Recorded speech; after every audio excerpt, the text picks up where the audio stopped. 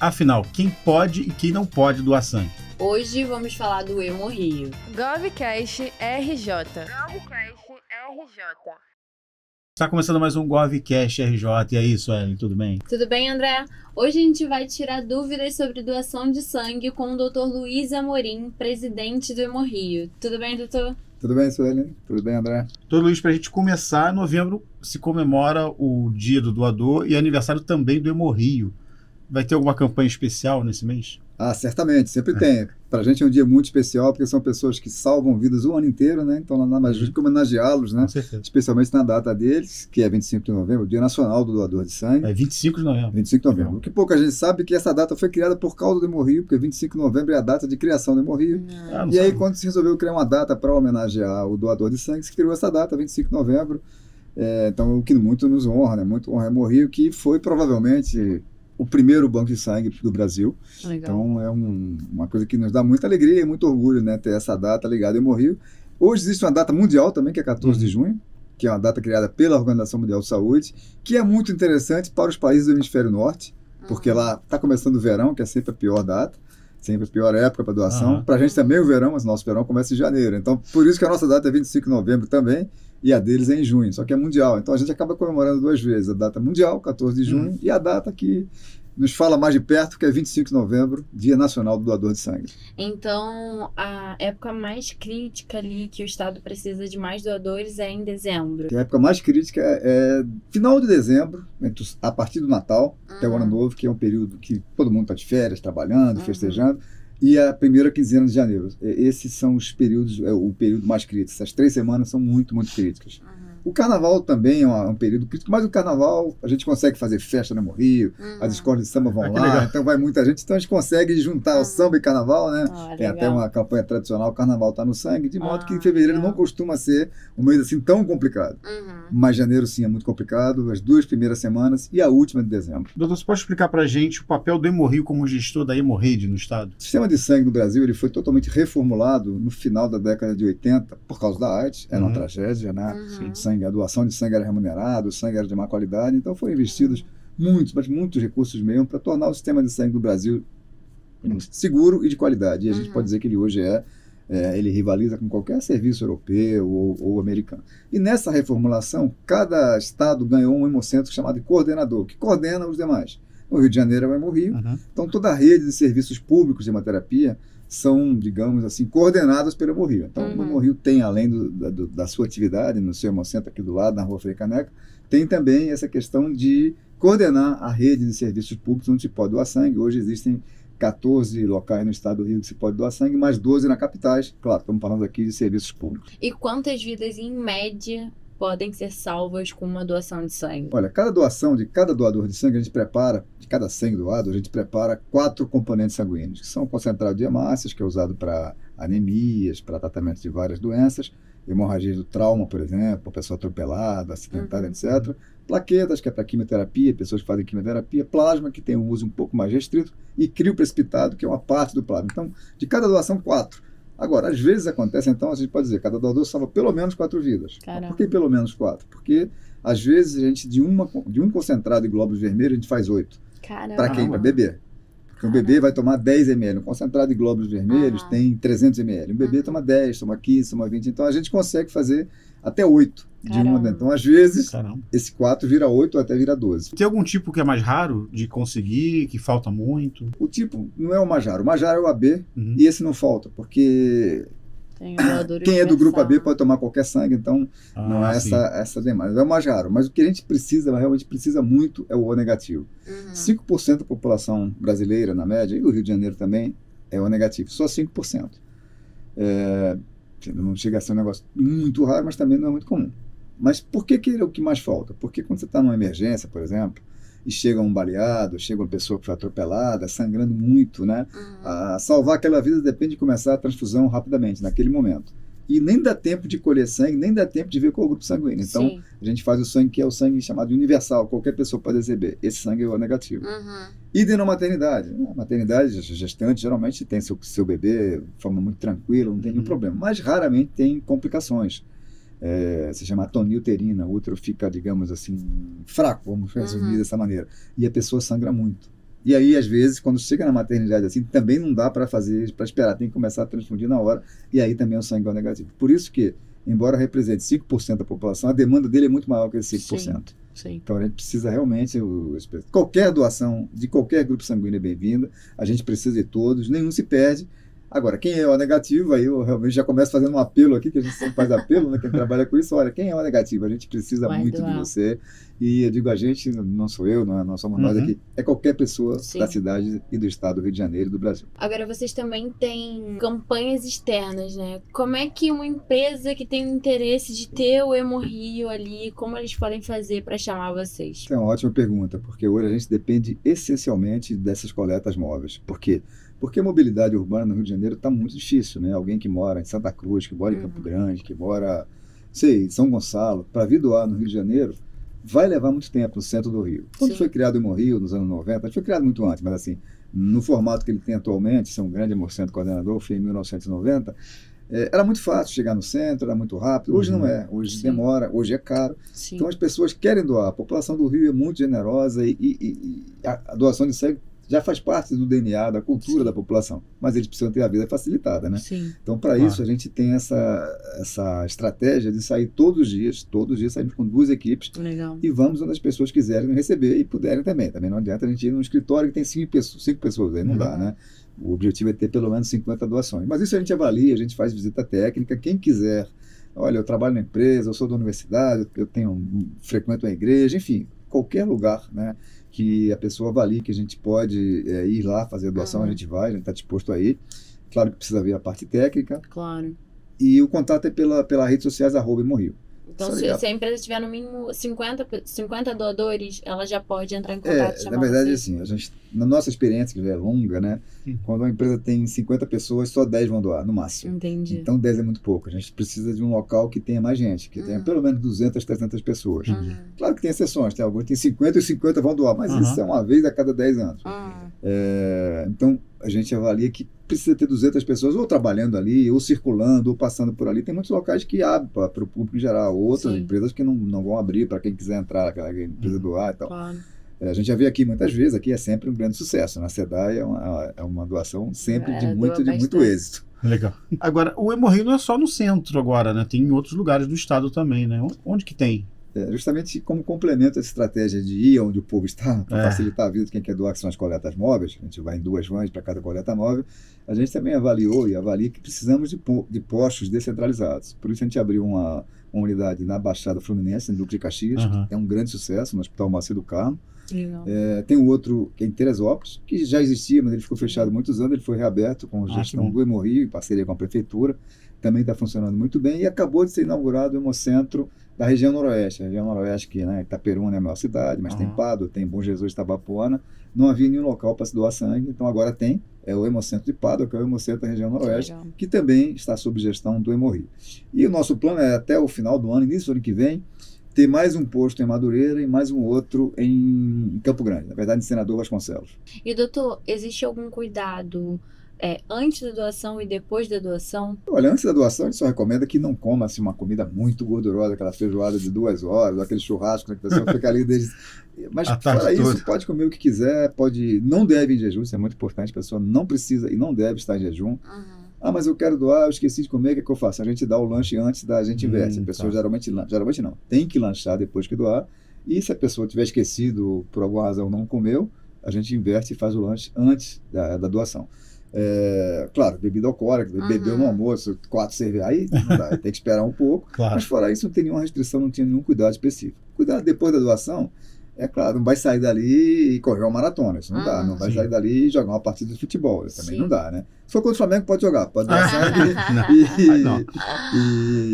e depois de jogar, tô brincando, né, claro.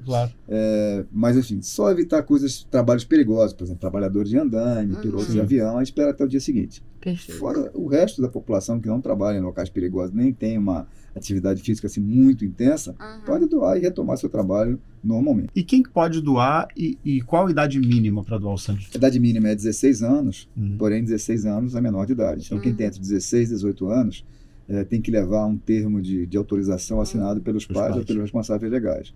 Onde é que ele baixa esse termo? No site do Hemorrio. hemorrio.rj.gov.br, mas basta botar Hemorrio, já vai aparecer.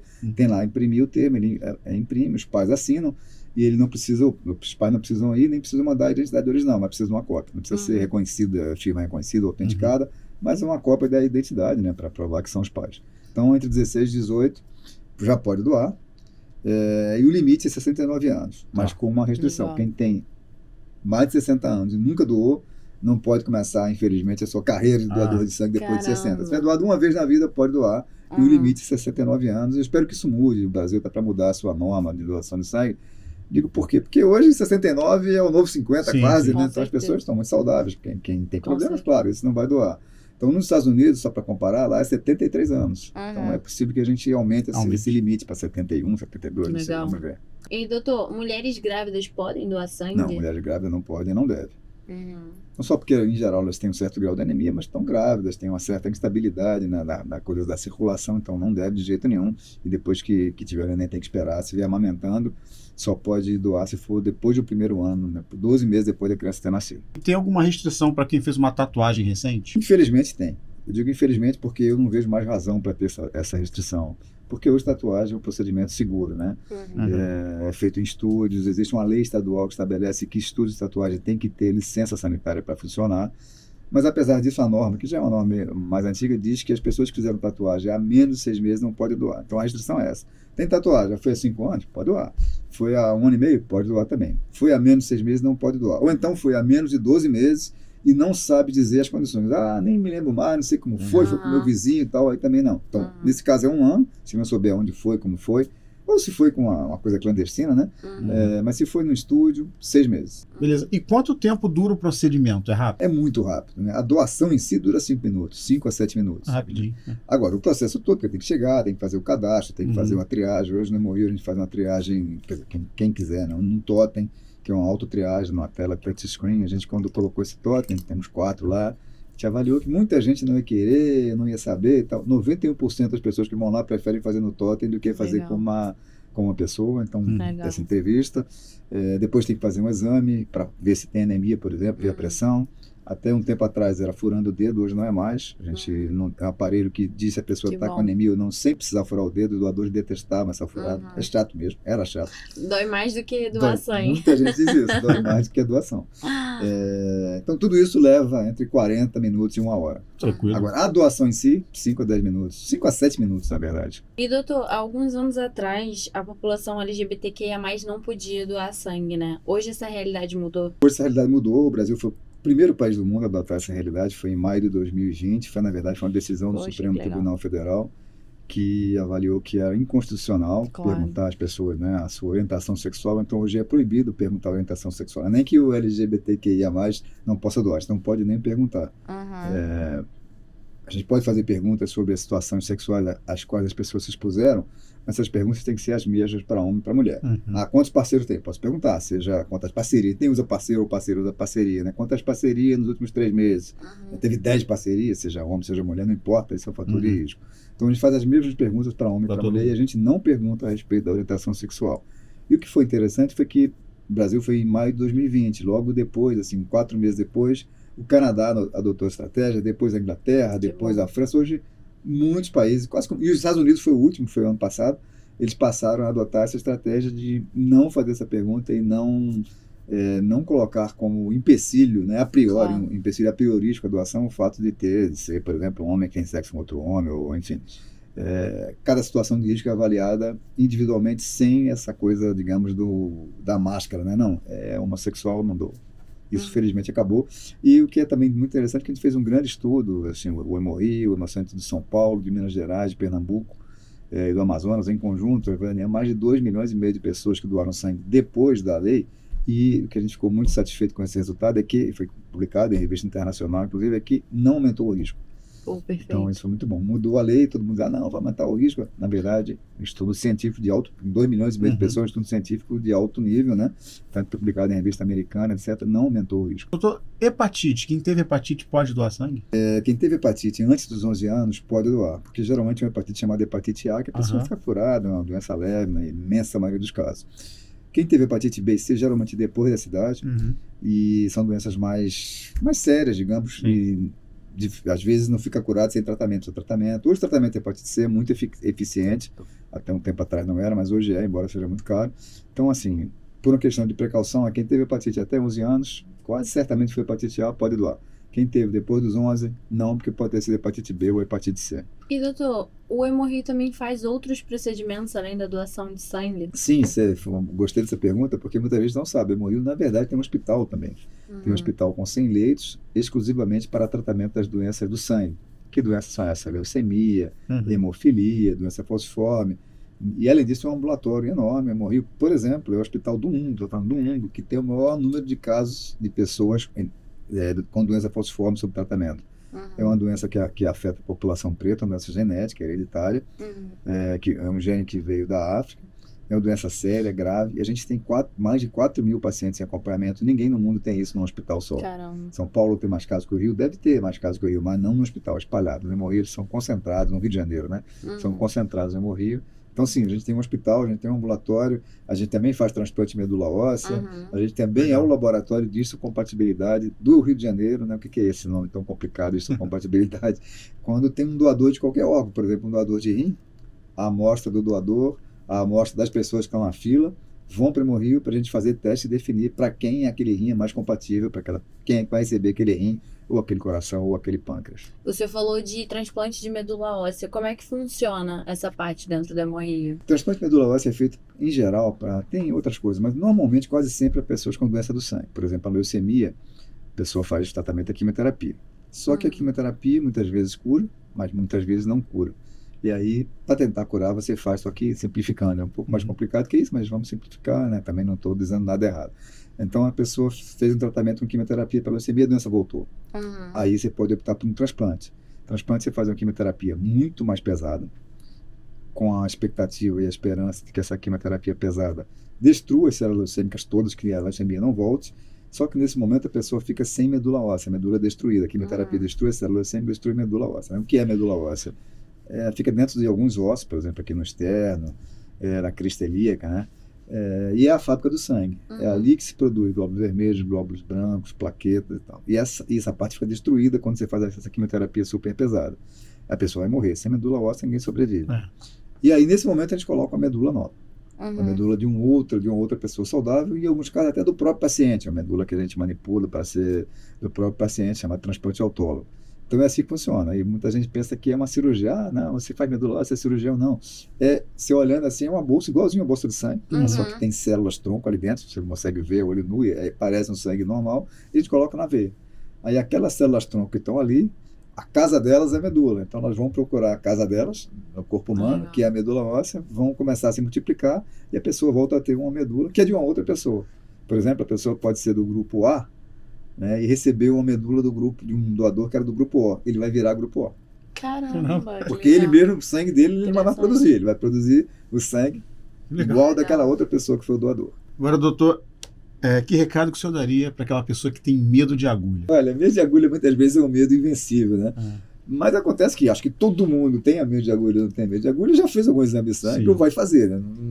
Não tem como escapar de fazer exame de sangue. É a mesma coisa, é um negócio que dura 1 segundo, é só não olhar, a agulha é um pouquinho maior, mas a dor é exatamente igual, tanto que você colocou muito bem, sério, que as pessoas reclamavam mais da furada com uma agulhinha pequenininha no dedo, para ver se é anemia ou não, do que da doação. Então, assim, pensem nisso, né, quem tem o medo invencível de agulha. Dura 1 segundo, a dor é igualzinha à dor da coleta de sangue. A coleta de sangue dói? Não. Nada, né? É uma coisa que dói 1 segundo, assim, né? Criança tem medo de olhar a agulha. E a outra recomendação, não olhem a agulha.